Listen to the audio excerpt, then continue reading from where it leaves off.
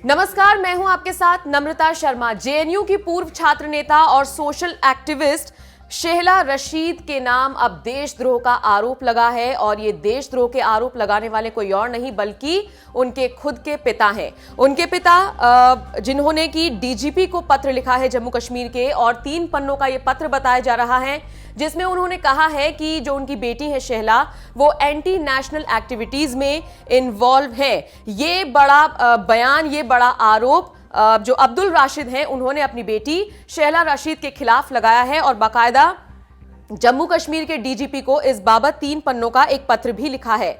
पिता का यह कहना है कि शेहला को देश विरोधी गतिविधियों में उन्होंने पाया है, उनके पास सबूत है, इस तरह की बातें वो कह रही हैं, इस तरह के दावे वो कर रही हैं।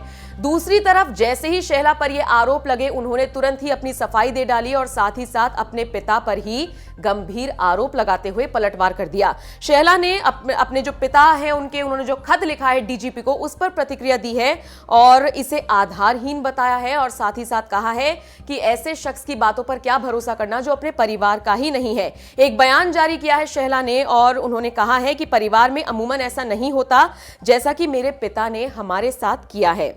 शेहला ने कहा, मेरे पिता ने मेरे साथ साथ मेरी मां और मेरी बहन पर भी बेबुनियाद आरोप लगाए हैं। उस शख्स पर क्या भरोसा करना जो हमें मारता है, जो हमें पीटता है और जो हिंसक है।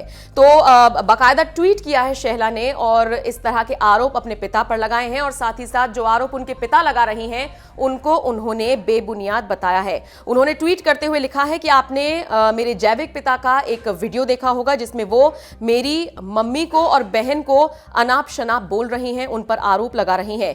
सीधे शब्दों में अगर कहें तो वो एक बीवी बीटर और एक अपमानजनक नापाक आदमी है। हमने आखिरकार उनके खिलाफ कार्रवाई करने का फैसला लिया है और चूंकि हमने फैसला लिया है ये उसी का रिएक्शन है कि वो मुझ पर इतने गंभीर आरोप लगा रही हैं। बता दें फिलहाल इस पूरे मामले में जिस तरीके से डीजीपी को पत्र लिखा गया है, पुलिस प्रशासन की तरफ से भी रिएक्शन आया है। उन्होंने कहा है इस पूरे मामले की जांच शुरू कर दी गई है। आपको बता दें जेएनयू से एक तरफ जहां तमाम बहुत सारे स्कॉलर्स निकले हैं तो दूसरी तरफ ऐसे स्टूडेंट्स भी रहे हैं जिन पर देशद्रोही होने का आरोप लगा है। उमर खालिद को आप ले लीजिए, इसके अलावा शर्जिल इमाम पर भी इस तरह के आरोप लगे हैं और अब इसी फहरिस्त में नाम जुड़ गया है शेहला राशिद का।